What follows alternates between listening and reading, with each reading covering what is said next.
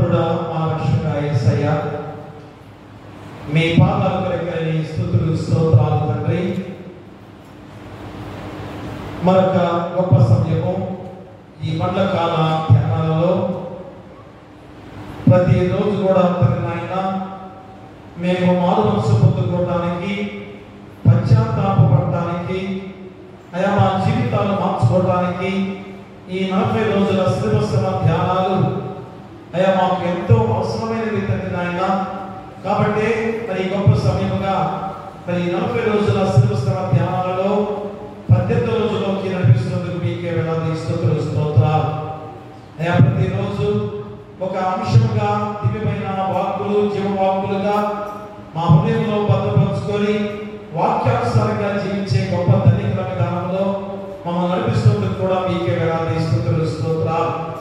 ఎవరు అశ్రద్ధ నిర్లక్ష్యం చేయకుండా ప్రతి మోకాలు మీ పాసంలో మోకరిల్లి మీ నామానికి మహిమ ఘనత ప్రభావాలు కలిగించే విడుదలగా ప్రతి ఒక్కరిని నడిపించమని, ఈ ఆరాధన అంతా కూడా మీరు తోడుగా నడిపించమని నీ కుమారుడు మా ప్రభువైన యేసుక్రీస్తు ద్వారా వేడుకుంటున్నాము తండ్రి. ఆమేన్.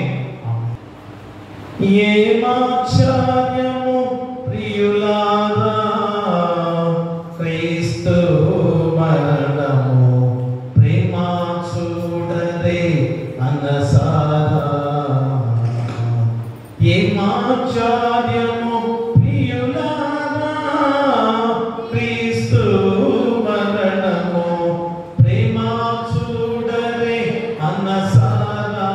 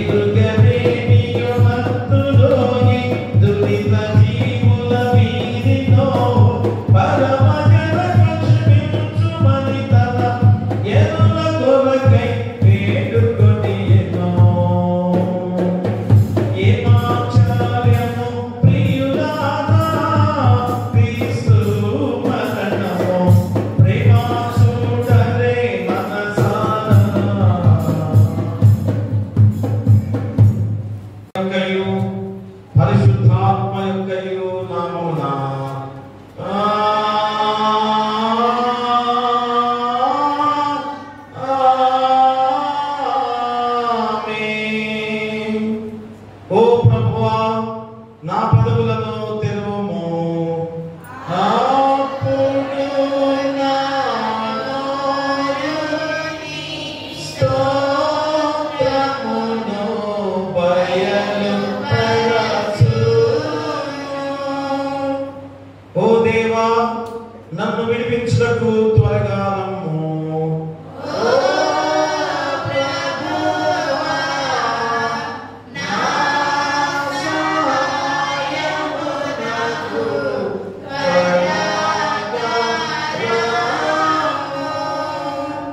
తండ్రికిని కుమారునికిని పరిశుద్ధాత్మకును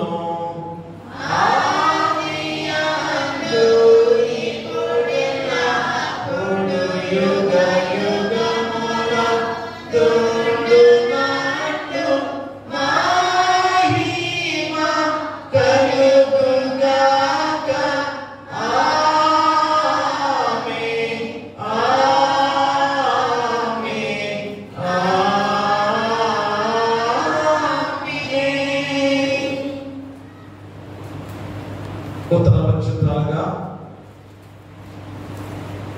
కీర్తన గ్రంథము 42వ అధ్యాయమును మేనిద ఎప్సిపాగా రచి ఉత్తర నక్షత్రాలుగా 42వ అధ్యాయాన్ని సంకీర్తనను చదవలసిందిగా కోరి ప్రార్థిస్తున్నా. మేనిద ఎప్సిపా గారు కీర్తన సంకీర్తన 42వ సంకీర్తనను చదవలసిందిగా కోరి ప్రార్థిస్తున్నా. దేవా, నీ కొరకు నా ప్రాణము ఆశపడుచున్నది. నా ప్రాణము నీ రక్షణకు కట్టుబడి జీవములో నిలబడుచున్నది. దేవుని సన్నిధికి నేను ఎప్పుడు వచ్చేదను, ఆయన సన్నిధికి నేను ఎప్పుడు కనబడేదను. ఈ దేవుడు ఏమాయనని వారు నిత్యము నాతో అనుచుండగా రాత్రి పగలు నా కన్నీళ్లు నాకు అన్నపానములాయి.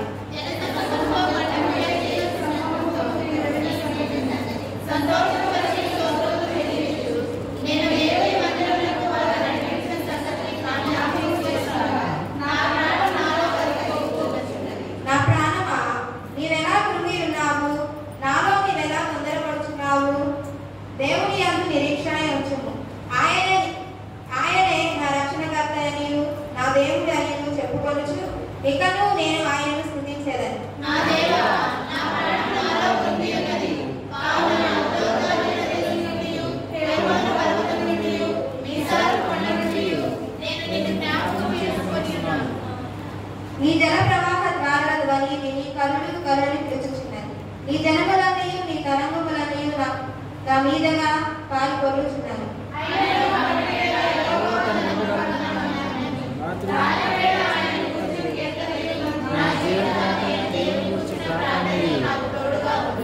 కావున నీవెలా నన్ను మరచి ఉన్నావు. శత్రు వారి చేత నిన్ను దుఃఖాకారుడై సంచరించవలసి వచ్చి ఉన్నది. నా ఆశ్రయదుర్గమైన నా దేవునితో నేను మనవి చేసుకొనుచున్నాను.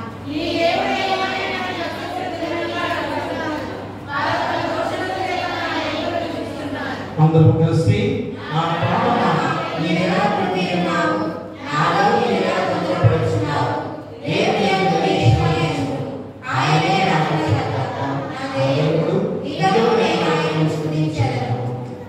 తండ్రికి కుమారునికి పరిశుద్ధాత్మకును ఆదియందు ఇప్పుడు ఎల్లప్పుడూ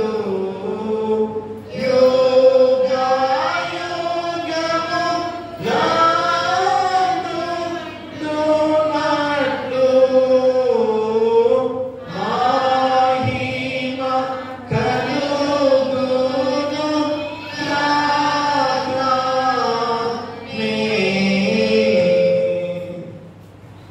ఈ దిన పాఠ్య భాగముగా యోహాను సువార్త 18వ అధ్యాయము 4 నుంచి 9 వచనాలు జరుగుమల్లి దివ్య వచ్చి చదవలసిందిగా కొన్ని ప్రార్థిస్తున్నా. పరిశుద్ధ యోహాను రాసిన సువార్త 18వ అధ్యాయము 4 నుంచి 9 వచనాలు జరుగుమల్లి దివ్య వచ్చి చదవలసిందిగా కొన్ని ప్రార్థిస్తున్నా. దినముగా ఏర్పాటు చేయబడిన సువార్త పాఠ్యభాగము యోహాను సువార్త 18వ అధ్యాయం 4 నుండి 9 వచనాలు. యేసు తనకు సంభవింపబోవున్నవని ఎరిగిన వాడే వారి యొద్దకు వెళ్ళి మీరెవరిని వెతుకుచున్నారని వారిని అడిగాడు. వారు నజరేయుడైన యేసునని ఆయనకు ఉత్తరమియ్యగా యేసు ఆయనను నేనే అని వారితో చెప్పారు. ఆయనను అప్పగించిన యూదాయు వారి యొద్ద నిలిచిండేరు. ఆయన నేనే ఆయనని వారితో చెప్పగా వారు వెనుకకు తగ్గి నేల మీద పడిరి. మరలా ఆయన మీరు ఎవరిని వెతుకుచున్నారని వారిని అడిగారు. అందుకు వారు నజరేయుడైన యేసునని చెప్పగా యేసు వారితో నేనే ఆయనని మీతో చెప్పితిని కనుక మీరు నన్ను వెతుకుచున్న ఎడల వీరిని పోనీయుడని చెప్పారు. నీవు నాకు అనుగ్రహించిన వానిలో ఒకరినైనను నేను పోగొట్టుకొనలేదని ఆయన చెప్పిన మాట నెరవేరినట్లు ఇలాగ చెప్పారు. ఇంత పరిగెత్త. ఓ ప్రభువా మమ్మను కనికరింపుము. దేవునికి స్తోత్రము కలుగును గాక. వాక్య ధ్యానానికి ముందుగా ప్రార్థనలో నడిపించడానికి సాతులుది జయమ్మ గారు వచ్చి ప్రార్థనలో నడిపించవలసిందిగా కోరి ప్రార్థిస్తున్నా. వాక్య ధ్యానానికి ముందుగా సాతులుది జయమ్మ గారు వచ్చి ప్రార్థనలో నడిపించవలసిందిగా కోరి ప్రార్థిస్తున్నా.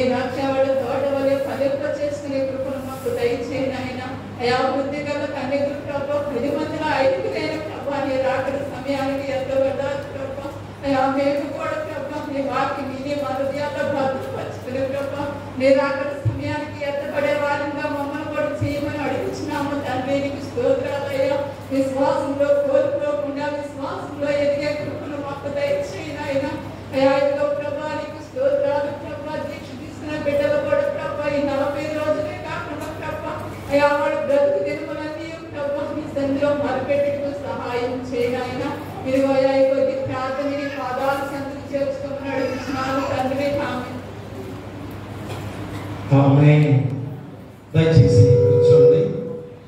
ప్రియ దేవుని సంగమా తండ్రిలారా, మన మధ్యలో వాక్య ధ్యానము చేయడానికి పోపూరి అంజలి వచ్చి వాక్య ధ్యానం చేయవలసిందిగా కోరి ప్రార్థిస్తున్నాం. ముందుగా నాకు ఈ అవకాశాన్ని ఇచ్చిన దేవాది దేవునికి నా హృదయపూర్వకమైన వందనాలు తెలియజేస్తున్నాను. అవకాశం ఇచ్చిన సంఘ పాపడి గారికి నా వందనాలు. కూడి వచ్చిన మీ అందరికీ నా వందనాలు తెలియజేస్తున్నాను. ఈరోజు మన ధ్యానాంశం ఏంటంటే నేనే ఆయనను. ఐయామ్ హి. ముందుగా నేనే ఆయనను అనే అంశంలో నేనే అనే విషయం గురించి మనం తెలుసుకుందాం. నేనే అంటే పాత నిబంధనలో మోషేకు యెహోవా అయిన దేవుడు తన వ్యక్తిగత నామాన్ని, తన ఉనికిని, శక్తిని వెల్లడిపరుచుకున్నప్పుడు నేనే అని వాడడం జరిగింది. అయితే కొత్త నిబంధనలో కూడా ప్రభువైన యేసుక్రీస్తు వారు నేనే అని చెప్పిన సందర్భాన్ని మనం చూడొచ్చు. అవేంటంటే 7 I am స్టేట్మెంట్స్ అంటాం. యోహాను సువార్త అది మొదటిగా చూసుకుంటే యోహాను సువార్త 6వ అధ్యాయము 35వ వచనం.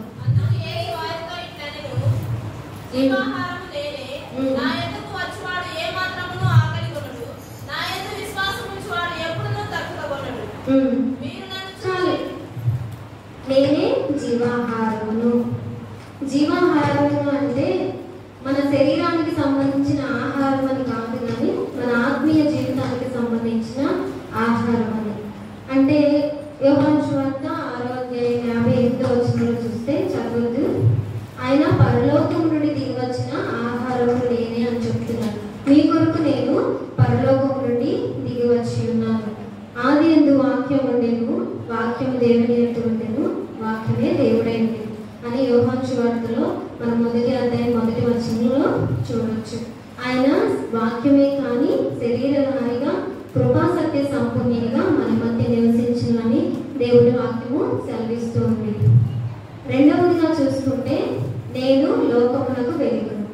I am light of the world. యోహాను సువార్త 8వ అధ్యాయం 12వ వచనం. మరలా యేసు నేను లోకమునకు వెలుగును, నన్ను వెంబడించిన వాడు చీకటిలో నడవక జీవపు వెలుగును కలిగి అని వారితో చెప్పాడు. అంటే ఇక్కడ చీకటి అంటే మన పాపపు జీవితానికి సాదృశ్యంగా కనిపిస్తుంది అన్నమాట. చీకటి అనేది భయంకరమైనది. చీకటిలో ఉన్నప్పుడు మనకి చాలా భయం వేస్తూ ఉంటుంది. మనం ఒక రూమ్లోకి వెళ్ళినప్పుడు ఆ రూమ్ అంతా చీకటిగా ఉందనుకోండి, మనం వెంటనే ఏం చేస్తాం? We need to turn on the light అన్నమాట. లైట్ కోసం చూస్తాము. వెలుగు రాగానే భయం అనేది పోతుందన్నమాట. అలాగే కొన్నిసార్లు మన జీవితాల్లో నిరాశ నిస్పృహ అనేది చీకటి వల్లే కమ్మేస్తూ ఉంటుంది అన్నమాట. అప్పుడు మనం ఎటు తోచని పరిస్థితిలో ఉంటాం. ఆ సమయంలో చీకటిలో ఉన్నప్పుడు లైట్ కోసం ఎలాగైతే వెతికామో, మన నిరాశలో ఉన్నప్పుడు దేవుని కొరకు, దేవుని వాక్యం కొరకు మనం వెతికే వారంగా ఉండాలి. మూడవదిగా చూస్తే గొర్రెల పోగు ద్వారములు నేనే. I am the gate. యోహాను సువార్త 10వ అధ్యాయం 7వ వచనం చూసుకుంటే, కాబట్టి యేసు మరలా వారితో ఇట్లా నేను గొర్రెలు పోగు ద్వారములు నేనే. గొర్రెలు అంటే ఇక్కడ ఎవరు అని కాదు, నిజంగా దేవుడు గొర్రెల గురించి మాట్లాడుతున్నానా అని కూడా కాదు. గొర్రెలు అంటే మనల్ని పోలుస్తూ దేవుడు గొర్రెలతో చెప్తున్నాడు అన్నమాట. ఆయన దేనికి ద్వారంగా ఉన్నాడు అంటే పరలోక రాజ్యానికి ఆయన ద్వారంగా ఉన్నాడు. ఆ ద్వారం వెనుక ఏముంది అంటే నిత్య రాజ్యం ఉందండి.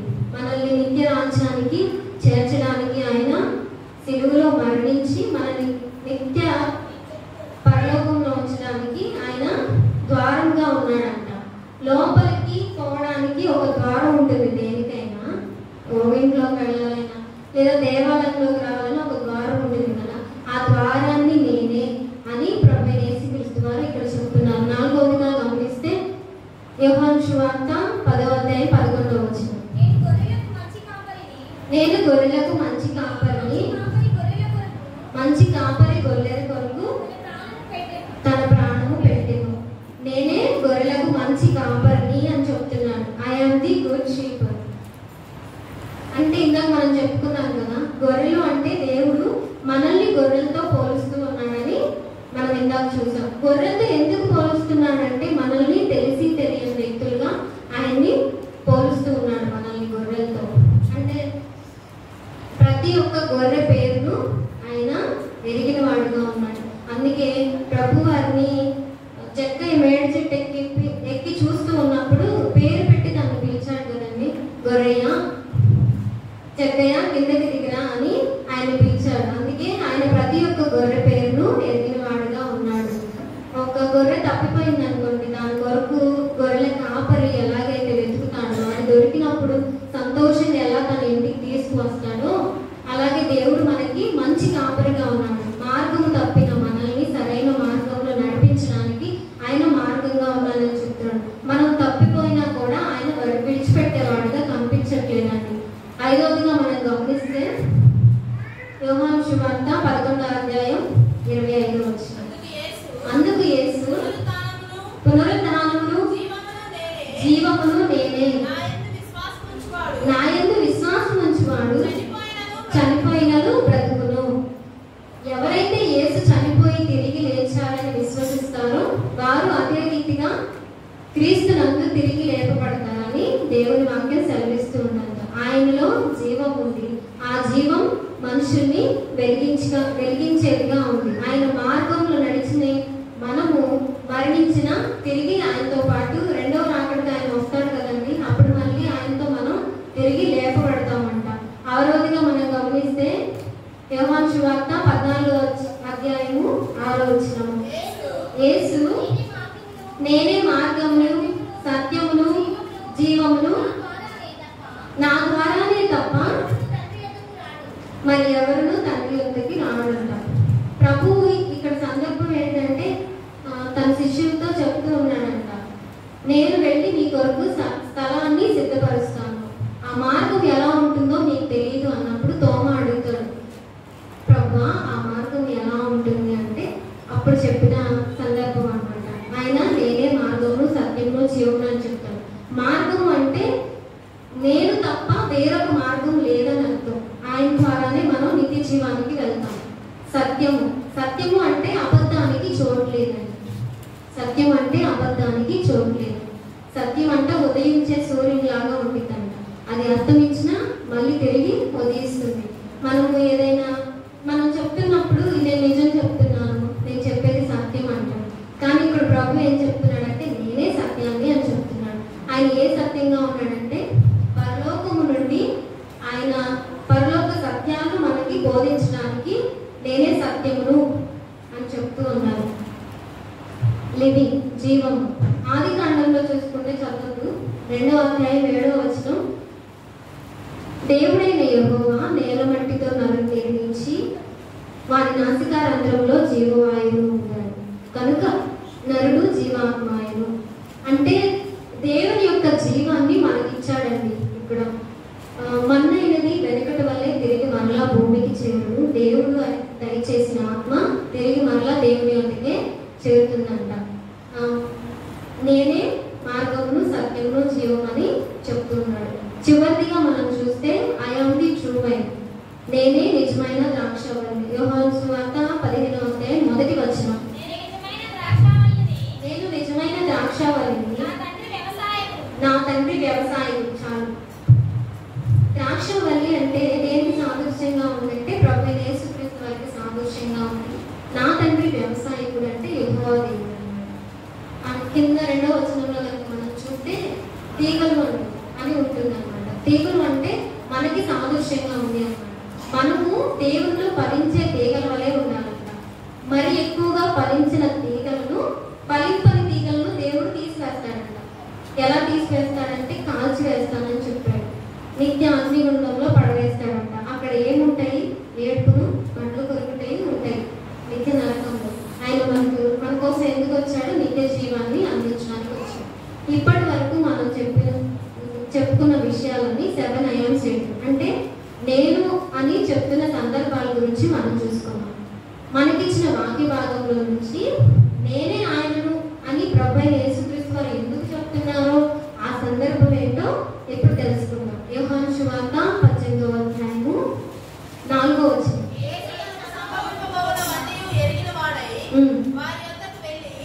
మీరెవరిని వెతుకుచున్నారని వారిని అడిగారు. వారు నజరేయుడైన యేసునని ఆయనకు ఉత్తరమియ్యగా, యేసు ఏం చెప్తున్నాడండి? తనకి సంభవింపబోనవన్నీ ఎరిగిన వాడే ఉన్నాడంట. ఏమి ఎరిగి ఉన్నాడు ఆయన? మనం ముందు నుంచి వింటూనే ఉన్నాం కదండి. మత్తయి సువార్తలో దేవునికి ప్రార్థిస్తూ ఉన్నప్పుడు గెత్సేమనే తోటలో శ్రమల గిన్నె అనేది కనిపిస్తుంది అనమాట. ఆ శ్రమల గిన్నె కనిపించినప్పుడు దేవుడు ప్రార్థిస్తాడు తండ్రి అయిన యెహోవా దేవునికి, తండ్రి నీ చిత్తమైతే ఈ గిన్నె నా యొద్ద నుండి తొలగించు అని. అయినను నా ఇష్టము కాదు కానీ నీ చిత్తమే జరిగించని ప్రార్థన చేస్తూ ఉన్నాడు. అక్కడ శ్రమల గిన్నె అంటే ఎన్ని శ్రమలు పెట్టబడబోతున్నాడో దేవునికి ముందే తెలుసు. అదే అక్కడ చెప్తున్న అర్థం అన్నమాట. యేసు తనకు సంభవింపబోనవన్నీ ఎరిగిన వాడే వారి యొద్దకు వెళ్ళి మీరెవరిని వెతుకుతున్నారని వారిని అడుగుతున్నాడంట. 5వ వచనం చూస్తే వారు నజరేయుడైన యేసునని ఆయనకు ఉత్తరమియ్యగా యేసు అందుకు వచ్చాము. యేసు ఏం చెప్తున్నాడంటే మీరు వెతుకుచున్న వ్యక్తిని నేనే అని చెప్తున్నాడు. ఇప్పుడు ఎవరైనా మనల్ని కొట్టడానికి కానీ చంపేయడానికి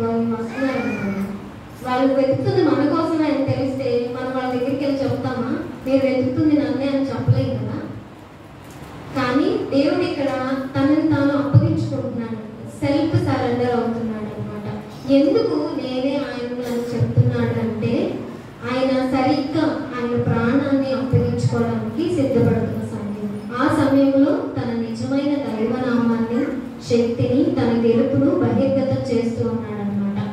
ఏం చేస్తున్నాడు? తన గెలుపుని బహిర్గతం చేస్తున్నాడు. ప్రభువారు ఏ గడియ కోసమైతే ఎదురు చూస్తూ ఉన్నారో ఆ సమయం వచ్చింది కనుక మీరు వెతుకుచున్న వ్యక్తిని నేనే ఆయనను అని ప్రభువారు స్వయాన తనంతట తానుగా అప్పగించుకోవడం మనకి ఇక్కడ కనిపిస్తుంది.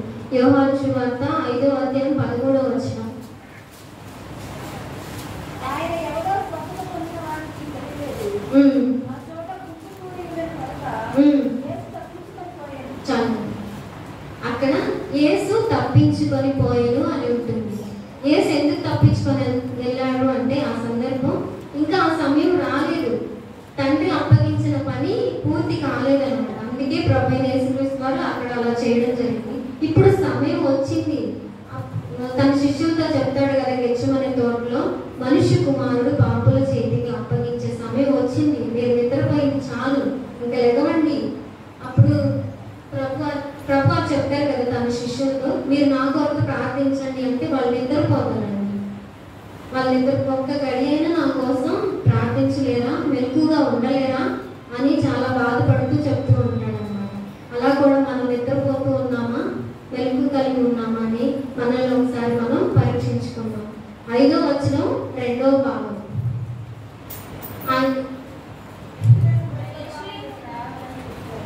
యోహాను సువార్త 15వ అధ్యాయం.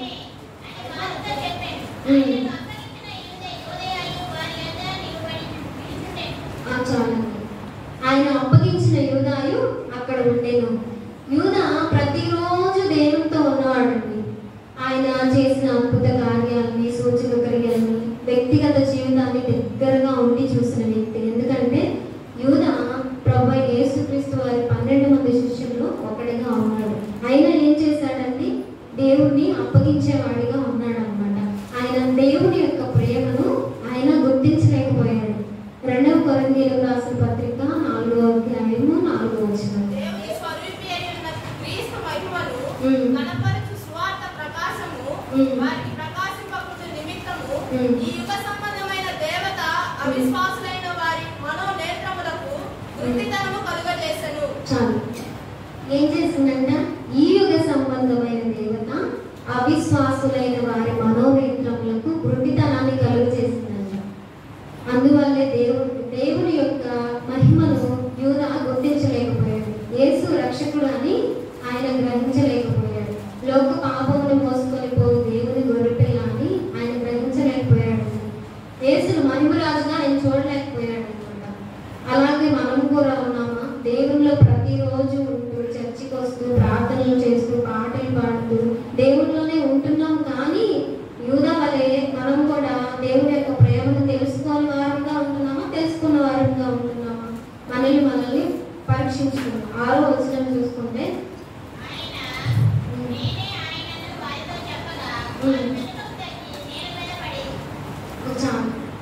వారు వెనక్కి తగ్గి నేల మీద పడ్డారు. ఈ మాటని 4 సువార్తల్లో 3 సువార్తల్లో ఉండదు. యోహాను గారు మాత్రమే రాశారు. వారు వెనక్కి తగ్గి నేల మీద పడ్డారు. ఆయన రాసిన అద్భుతమైన మాట అండి. ఏ సువార్తల్లో కూడా ఇది రాయబడలేదు. కీర్తనలు 27వ అధ్యాయము 1-2. యెహోవా నాకు వెలుగును రక్షణయై ఉన్నాడు. నేను ఎవరికి భయపడుదును? యెహోవా నా ప్రాణదుర్గము. యెహోవా నా ప్రాణదుర్గమా. ఎవరికి వెలుగును? నా శరీర మాంసము తినుటకై దుష్టులు నా మీదకి వచ్చినప్పుడు నన్ను బాధించు శత్రువులు నా మీదకి వచ్చినప్పుడు వారు త్రొట్టెల్లి కూలిరి.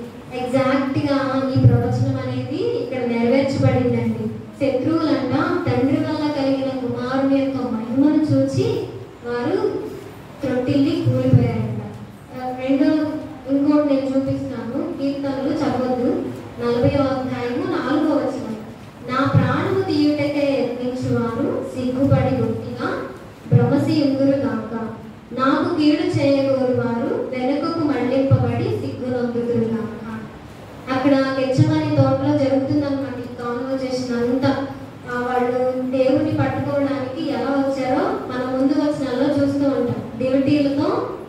ఆయన పట్టుకోవడానికి ఆయుధాలతో కూడా వచ్చారంట.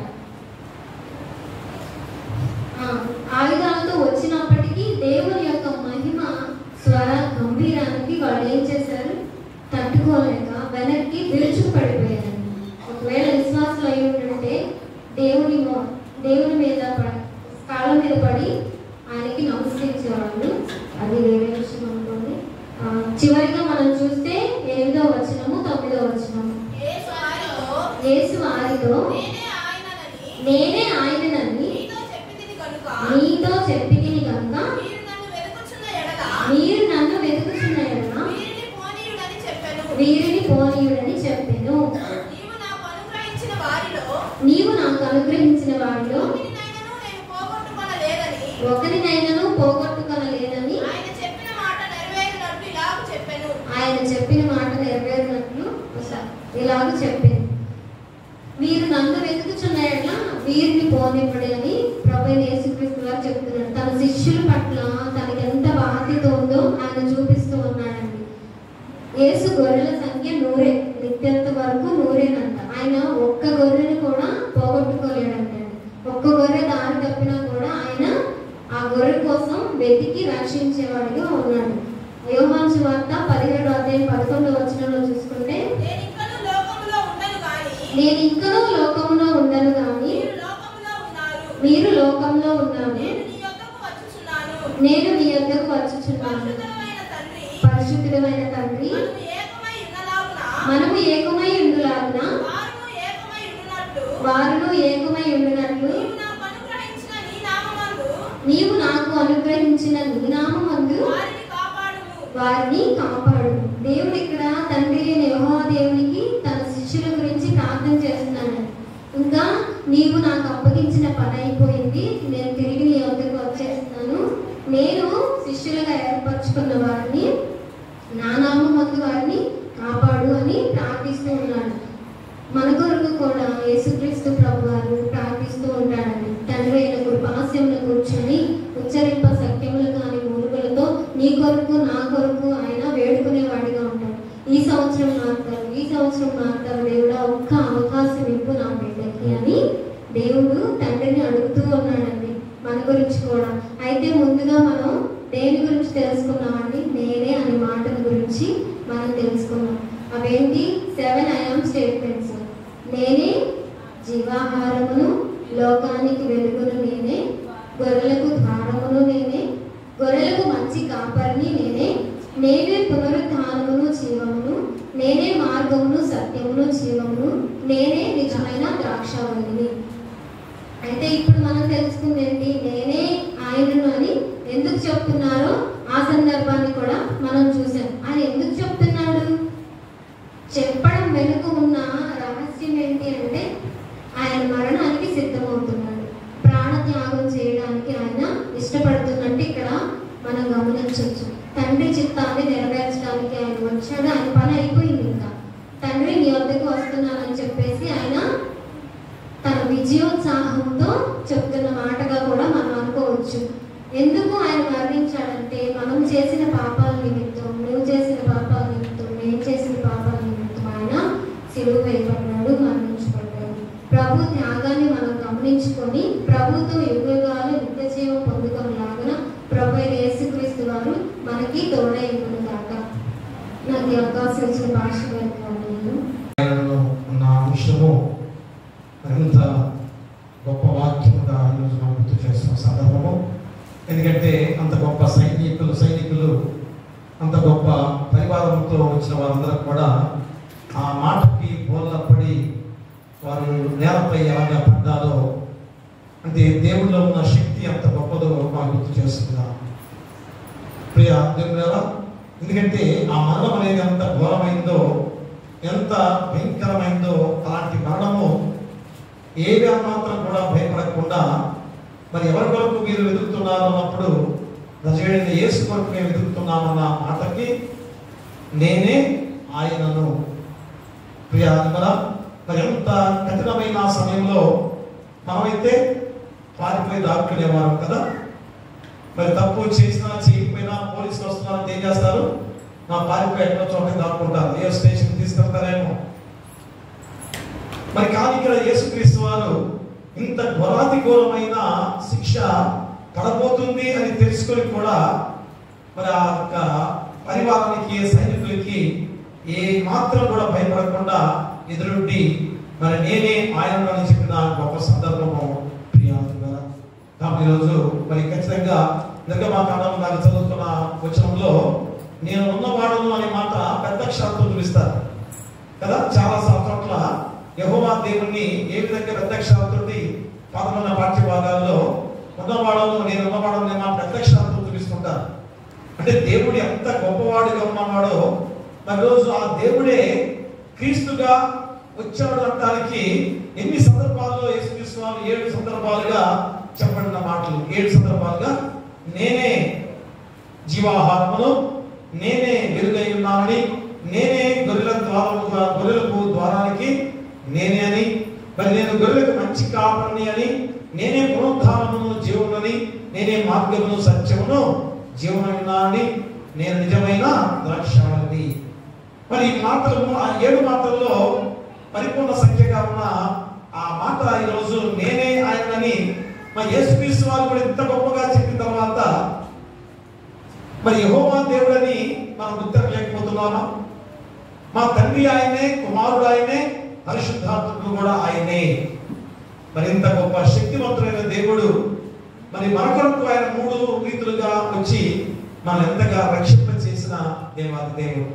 మరి ఎంతో చక్కగా వాక్యాన్ని క్లుప్తంగా మా బిడ్డ మరి అంజలి చక్కగా, చాలా చక్కగా చెప్పిన సందర్భము. మరి ఇలాగా వాక్యాన్ని మరి ఎంతగా తలవుతే ఖచ్చితంగా దేవుని వాక్యం తెలుసుకోవడానికి ఈ 40 రోజులు కూడా ఎంతో దోహదంగా ఉంటుంది. అందుకని ఈ అవకాశము ఈ 40 రోజుల్లో ప్రతి వారికి ఎందుకు ఇస్తున్నామంటే ఖచ్చితంగా ఈ వాక్యంలో ఎంత మొదలు పెట్టుంటారు. 2 వారాలు 3 వారాలు కొంతమంది మొదలుంచే ఆ వాక్యం అలాగే చెప్పాలి, ఎలా చెప్పాలి, ఫలితాత్మ అనేది చాలా మంచిది. దీని ద్వారా మా దేవుని వాక్యాన్ని ఎంతో శ్రద్ధగా తెలుసుకునే గొప్ప విధానం. కాబట్టి చెప్పండి, ఈ వాక్య భాగంలో నేనే ఆయననే ఆ గంభీరమైన ఆ పలుకులు పలికిన పలుకు మన హృదయాల్లో కూడా ప్రతిధ్వనించాలి.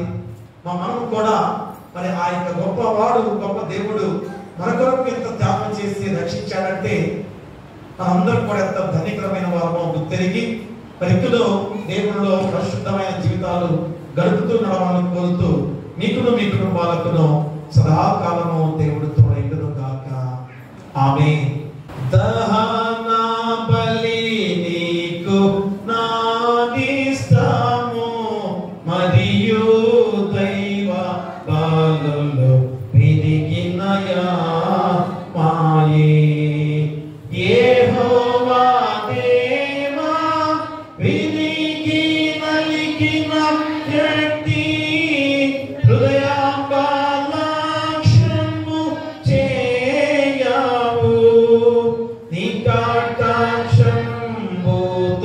సియోనుకు నిపుడే నెలలు తోడను మేలు సేయుము. ప్రకటంబుగాను యెరూషలేమునకు ప్రాకారములను కట్టింపుము. అంతటా నీతి యుద్ధములు, బలులు, యాగములు, సర్వాంగ హోమము ఎంతో ఇష్టము. బలిపీఠము మీద ఎన్నో కోడెల జనుల పిలుతురు. దాన బలి నీకు నానిష్టము, మరియు దైవ బాలులు విరిగిన ఆత్మయే. ప్రార్థిద్దాము. సకలాశీర్వాదాలకు కారణభూతుడమైన మా పరలోకపు తండ్రి, మహాపరిశుద్ధుడా, ప్రేమామయుడా, పరమండలందు ఆశీర్వదిగా ఉన్న గొప్ప దేవా, మీకే వేలాది స్తుతులు, స్తోత్రాలు. అయ్యా, మరొక గొప్ప సమయముగా ఈ 40 రోజుల శిలువ శ్రమ ధ్యానాలలో ప్రతి రోజు కూడా ఒక అంశము, అయ్యా మీరు ఈ లోకంలో జీవించిన సందర్భములలో మీరు పడిన శిలువ శ్రమ మరణ వేదనలో ప్రతిరోజు కూడా గుర్తు చేసుకుంటూ ఉన్నాం. మరి ఈ 40 రోజుల్లో అయ్యా మీరు మా కొరకు ఎంత త్యాగం చేశారో గుర్తు చేసుకుంటూ ఉన్నాం. మరి అదే గొప్ప వాక్యముగా అయ్యా మళ్ళా ఈ రోజు కూడా నేనే ఆయనను, మరి ఎంత గొప్ప వాక్యము తండ్రి నాయన. ఎందుకనగా ఆ మాట పలికినప్పుడు మరి సైనికులందరూ కూడా మరి ఏ రీతిగా వారు వెనుకకు తగ్గి నేలపై పడ్డ సందర్భాన్ని మాకు గుర్తు చేస్తున్నారు. అంటే ఆయన యొక్క అధికారము ఎంత గొప్పదో, ఆయన ఎంత శక్తివంతుడో ఎన్నో రీతులుగా ఆ పదములో పలికిన ఆ గొప్ప మాటలు. ఎందుకంటే యెహోవా దేవుని శక్తివంతమైన అయా జీవితం పొందుకున్న వాడు యేసుక్రీస్తు వారు కనుక అయా మాటలో ఉన్న శక్తి, ఆ మాటలో ఉన్న బలము తెలియన వారు ధరించిన వారిగా ఉండి అయా వెనుక తగ్గి బోల్లా పడిపోయి అకస్మాత్ స్థితిలో పడిన సందర్భాన్ని కూడా మాకు గుర్తు చేస్తున్నారు.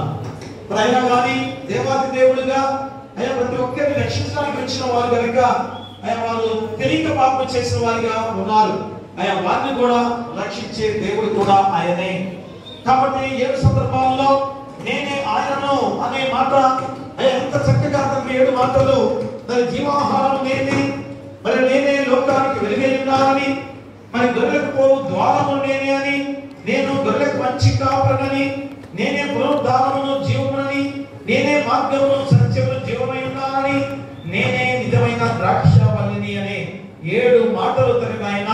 మరి ఎంత గొప్పగా ఈరోజు 7 అనే సంఖ్య పరిపూర్ణ సంఖ్యగా ఆయన మాకు గుర్తు చేస్తుండగా, మరి అలాంటి 7 మాటల ద్వారా అయ్యా మీరు లోకానికి వచ్చిన గొప్ప విధానము పరిపూర్ణంగా నెరవేర్చబడి ఉండగా, మరి మేము ఆ పరిపూర్ణతలోకి ఎలాగా వస్తాం, మరి ఎప్పుడు వస్తాం?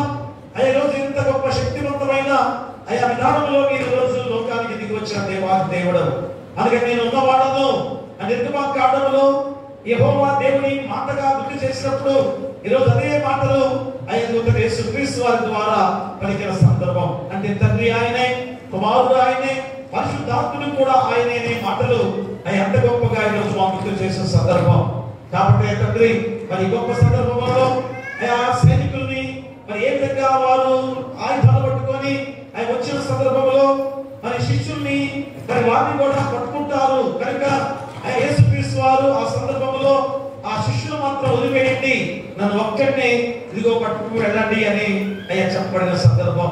మరి ఆ సమయంలో కూడా ఎవరైతే తోడుగా ఉండాలని కోరుకుంటారు, ఆ ప్రాణాపాయ స్థితిలో ఎవరైనా నాకు సహాయంగా కావాలని కోరుకుంటారు, కానీ యేసుక్రీస్తు వారు శిష్యులందరూ కూడా మరి తిరిగి పంపించిన సందర్భం కూడా మాకు గుర్తు చేస్తున్నారు. మరి ఇంత ఘోరాతి ఘోరమైన ఈ మరణానికి నేను ఒక్కడిని అర్పణగా అర్పించుకోవాలి, తద్వారా ఈ లోక మానవాళి రక్షించబడతారు. ఆ గొప్ప సందేశం తండ్రి నేనే ఆయనను ఆ శిలువకి బలియాగముగా అర్పించుకునే వారు ఎవరనగా యేసుక్రీస్తు వారు తప్ప ఎవరు కూడా లేదు అని కూడా ఖచ్చితంగా చెప్పబడ్డ వాక్యం. మరి ఇంత గొప్ప వాక్యమే ఈరోజు మేము కూడా తెలుసుకుని ఉండగా మరి వాక్యాన్ని చక్కగా వివరించి చెప్పిన పోపూరి అంజలి ఆయన బిడ్డబట్టి ప్రార్థన చేస్తున్నాం.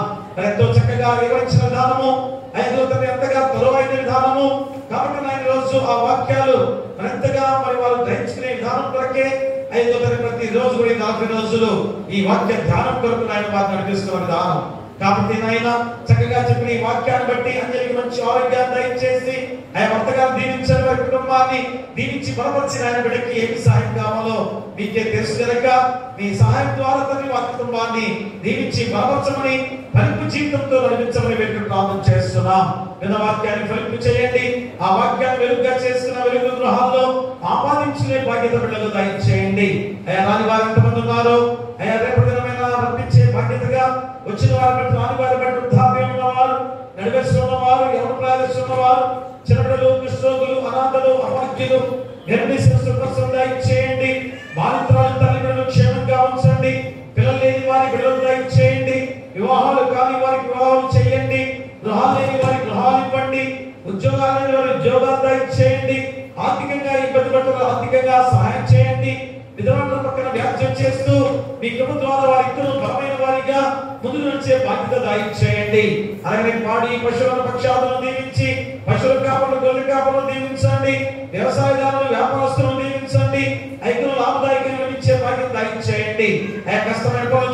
వారు కష్టాలు తగ్గ ప్రతిభంతో నడిపించండి. ఉద్యోగస్తులు, దూరాంతర ఉద్యోగస్తులు ఎక్కడున్నా కానీ రాకపోకలో తోడుగా ఉండి ప్రమోషన్తో నడిపించే బాధ్యత దయచేయండి. అలాగే ఈ సమయంలో ఆయా వాహనాలు వెళ్ళే ప్రతి వారిని కూడా క్షేమకరంగా గృహాన్ని నడిపించమని మేము ప్రార్థన చేస్తున్నాం. మరి కొంతైనా మరి ఈ సమయంలో చదువుకునే బిడ్డల విషయంలో ప్రార్థిస్తున్నాం. ఆయా బిడ్డలు ఇంటర్మీడియట్ ఎగ్జామ్స్ రాసి ఉండగా విజయంతో నడిపించండి. 10th క్లాస్ ఎగ్జామ్స్ రాస్తుండగా రాకపోకలో మీరు తోడుగా ఉండండి. మంచి మార్కులతో విజయం సాధించుకునే బాధ్యత దయచేయండి. ఎడదెబ్బ తగలకుండా ఆయా చక్కగా ప్రతి ప్రశ్నకు జవాబు రాసుకునే బాధ్యత దయచేయండి. ఆశలో ప్రతి బిడ్డను దీవించండి. మరి వేరే వేరే ఎగ్జామ్స్ కూడా రాయబోతున్నారు తండ్రి బిడ్డలు. ఆయా ఎగ్జామ్స్ లో కూడా విజయం సాధించుకొని ఉద్యోగాలు స్థిరపడే బాధ్యత ప్రతి బిడ్డకు దయచేయండి. అలాగనే తండ్రి మరి సమయంలో మేము ప్రార్థన చేస్తున్నాం.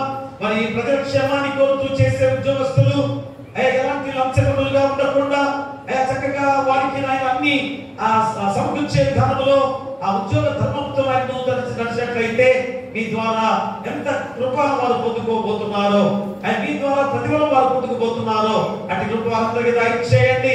అలాంటి ప్రపంచ నాయకులు, దేశ నాయకులు, రాష్ట్ర నాయకులు, జిల్లా నాయకులు, గ్రామ నాయకులు చక్కటి పరిపాలన ద్వారా శాంతి సమాధానంతో చక్కగా పరిపాలించే బాధ్యత దయచేయండి.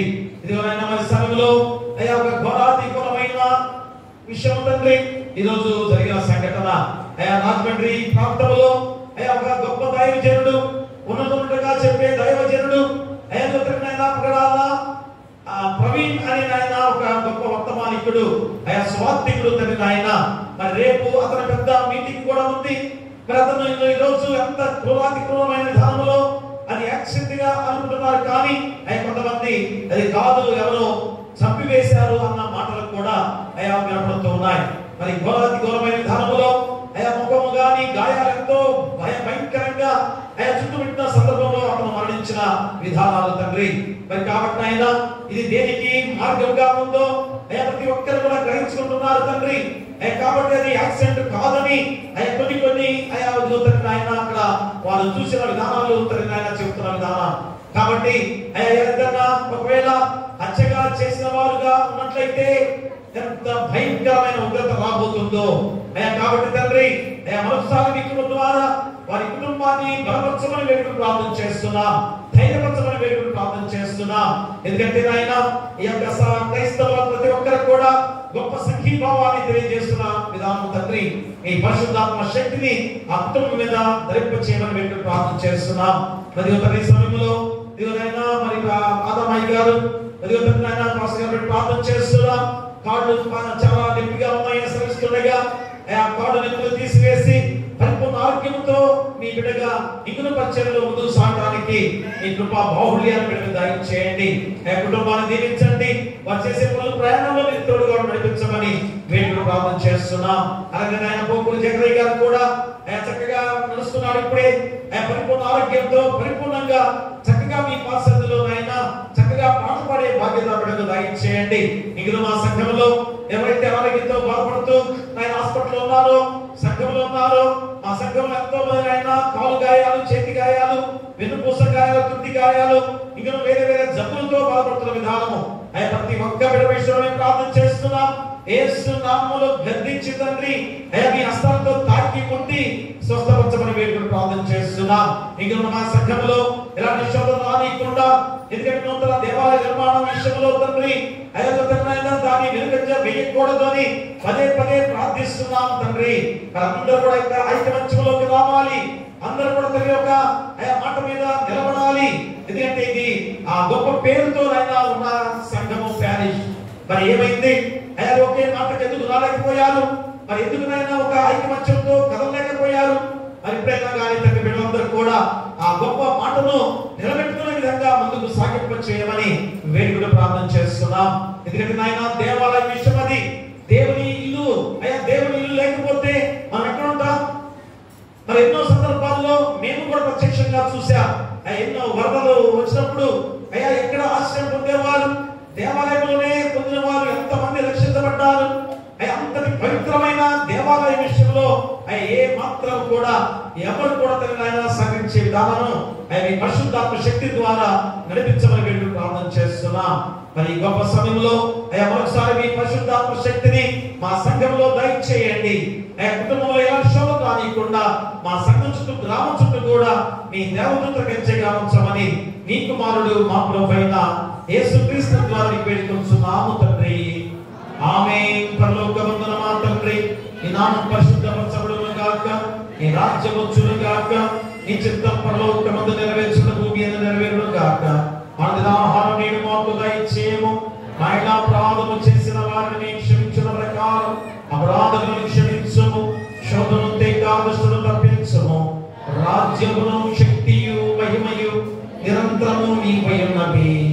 ఆమేన్. మన ప్రభువైన యేసుక్రీస్తు ప్రేమ, మన తండ్రి అయిన దేవుని కృప, పరిశుద్ధాత్మ అన్యోన్య సహవాసము ఇది 40 రోజుల శిలువ శ్రమ ధ్యానాలలో 18వ రోజు నేనే ఆయనను అన్న గొప్ప గంభీరమైన దేవాది దేవుని శక్తివంతులని నిరూపించే ఆ మాట ఈ రోజు నేను గుర్తు చేసుకున్న సందర్భం.